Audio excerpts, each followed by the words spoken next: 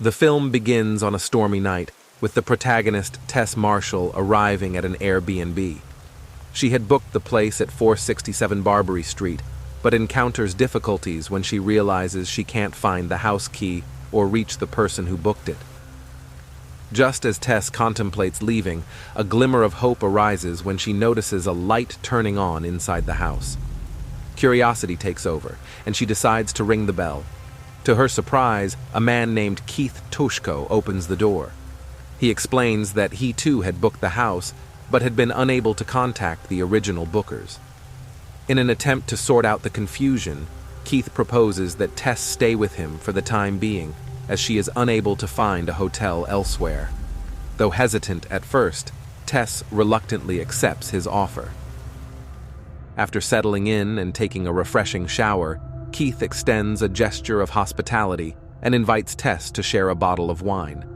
As they engage in conversation, Tess candidly opens up about her upcoming job interview with filmmaker Bonnie Zane. Much to her surprise, Keith reveals that he has actually seen Tess's last film, a revelation that catches her off guard as she had assumed no one else had watched it. This mutual interest sparks a connection between them, leading to a deeper and more meaningful conversation as the night progresses. Eventually, both Tess and Keith retire to bed. However, their peaceful slumber is disrupted when Tess is suddenly awakened by the sound of Keith gasping in his sleep. Worried and concerned for his well-being, Tess tries to stir him awake.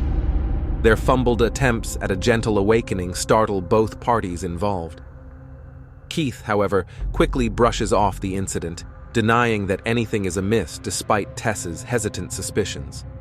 Little do they know, this eerie incident will be a prelude to the many mysteries and twists that unfold as their time together at the Airbnb progresses. The next day, Tess eagerly heads out for her interview, ready to make a good impression. As she steps outside, she can't help but notice the eerie atmosphere surrounding the Airbnb.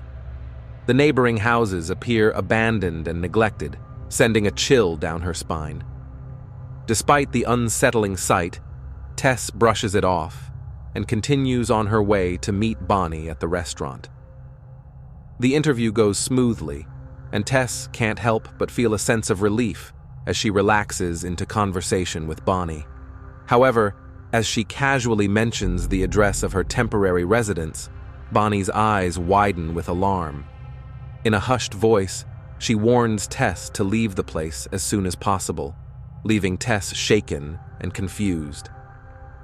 Resolute, Tess returns to the house, determined to uncover the truth behind Bonnie's warning. Little does she know, she's about to stumble upon a series of nerve-wracking events that will test her courage. As she explores the house, a man named Andre, with a sense of urgency in his voice, chases after her, urgently telling her to leave. Though startled, Tess hesitates only momentarily before continuing with her investigation. In the aftermath, Tess searches high and low for toilet paper, scouring the kitchen and every nook to no avail. Eventually, she uncovers a hidden room below and descends, determined to find the elusive necessity. Tess found the toilet paper and tries to get back up, but unfortunately the door locked and she can't open from inside. She tried hard but can't. Curiosity pulls Tess toward the basement, her heart pounding in her chest. Stranded without her phone, she discovers a peculiar rope attached to the wall. Ignoring her initial hesitation, she follows this thread into a hidden tunnel, unaware of the darkness that awaits her. Guided by a dim light, Tess finds herself in a room with a disturbing sight: a bed, a camera, and a bloodied handprint on the wall.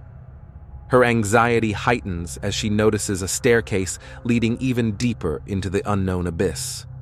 Overwhelmed by fear, Tess quickly retraces her steps, sprinting back to the basement where she finds Keith, a comforting presence. Wild-eyed, Tess recounts her discoveries to Keith, his skepticism temporarily soothing her fears. Yet, determination lingers in her voice as she insists they must escape this sinister place. To put her mind at ease, Keith offers to investigate the tunnel himself. Hours drag on as Tess anxiously waits for his return, her concern growing with each passing moment. Unable to bear the suspense any longer, she bravely descends the ominous staircase, her instincts screaming that something terrible has transpired. The sound of Keith's anguished screams echo through the walls, urging Tess forward. Panic courses through her veins as she rushes to find him, her heart pounding in her ears. And then, in the depths of the tunnel, she sees him, battered and broken, muttering about being bitten. Before they can fathom the gravity of the situation, an unimaginable horror reveals itself. An imposing figure known as the Mother. Naked and monstrous, this creature, with a chilling roar, mercilessly crushes Keith's fragile body beneath her unyielding strength. An undisclosed amount of time passes, and screenwriter A.J. Gilbride finds himself caught in a downward spiral. His colleagues inform him that he has been dropped from their latest project due to a rape allegation from a woman. A.J. vehemently maintains his innocence, but the accusation takes its toll as even his accountant abandons him. Desperate and broken, A.J. confides in a friend, confessing, almost in a roundabout way, that he coerced the woman into a sexual encounter. Seeking solace and a change of scenery, A.J. takes a trip out of state to a rental house he has secured. Little does he know that this house is the very same Barbery house. Upon his arrival, he discovers Tess's luggage, piquing his curiosity. Drawn to the basement, A.J. begins his investigation, unaware of the lurking danger. Suddenly, he is discovered and pursued by the Mother. In his desperation to escape, A.J. tumbles into a pit where he finds Tess, trapped alongside him. The story takes a detour back to the 80s, when Barbery Street thrived with residents. Frank, a resident of the same house, ventures out to buy baby products. Along the way, he spots a young woman and surreptitiously follows her to her home. Donning the disguise of an electric company worker, Frank gains access to her house and unlocks her bathroom window. Later, upon returning home, Frank's neighbor Doug shares the news that he and his wife are selling their house, unknowingly setting events in motion. Returning to the present, Tess urges A.J. to remain quiet and composed as the Mother lowers a baby bottle into the pit. Tess, driven by survival instincts, drinks from the bottle, whereas A.J. hesitates. The Mother enters the pit, treating Tess as her child, whilst growling and screeching menacingly at A.J. A.J. was carried out by Mather as Tess leaped to the surface, desperate to escape the cave. Finally emerging, she sprinted for help, her heart pounding with urgency. And A.J. finds himself trapped in a room with the Mother, who forces him to breastfeed. Meanwhile, Tess shatters the basement window and is pulled to safety by Andre, just as the Mother almost reaches her. Despite the danger, Tess insists on returning to rescue A.J. Tess calls the police, but their arrival only leads to disbelief in her claims. Disheveled and without evidence, she struggles to convince them of the danger lurking in the house. Undeterred, Tess waits for nightfall and breaks into the house to retrieve her keys. As she finally gets into her car, the Mother emerges, attempting to break into the vehicle. In a desperate bid to escape, Tess rams her car into the side of the house, momentarily incapacitating the Mother but failing to eliminate the threat entirely. Meanwhile, A.J. discovers Frank, bedridden and on the verge of death, in a room. To his horror, A.J. finds a collection of tapes that Frank had kept, documenting the women he had raped over the years. Outraged by Frank's sickening actions, A.J. confronts him. In a final act of desperation, Frank pulls out a gun and takes his own life. A.J., now in possession of the gun, hastily leaves the room. Downstairs, Tess calls out to A.J., startling him. In his panicked state, A.J. accidentally pulls the trigger, shooting Tess in the abdomen. Despite the injury, A.J. manages to assist Tess in escaping from the house. As they reach the outside, Tess realizes that the Mother, who was previously in one location, is no longer there. She confides in AJ, revealing that she knows a safe place they can flee to. Tess leads AJ to a waterfront area, following Andre's instructions for safety. There, Andre explains to them that Frank was the owner of the house and presumably the mastermind behind the abductions.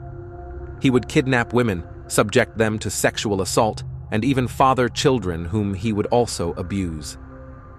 The mother, a result of incestuous rape, has endured a life of torment within the house for over 4 decades. Despite their confidence in evading her, Andre's assumption is shattered when the mother appears, viciously tearing off his arm and brutally beating him to death with it. Fleeing for their lives, Tess and AJ scramble up a water tower. Realizing that the mother is closing in on them, AJ decides to sacrifice himself in a bid to save both of them. He seizes Tess and hurls her off the tower, knowing that the mother will instinctively go after her baby. The Mather swooped down, rescuing Tess before hitting on the ground. AJ descends and comes face to face with the mother, who seems lifeless. In an attempt to justify his actions to Tess, the mother unexpectedly rises, gouging out AJ's eyes with her thumbs and shattering his skull in a horrifying act of vengeance. Continuing her rampage, the mother crawls towards Tess, seemingly seeking to nurture her. However, Tess manages to retrieve the gun. Momentarily overcome with remorse, she hesitates before ultimately pulling the trigger. Afterward, Tess, wounded but determined, departs the area in search of medical assistance.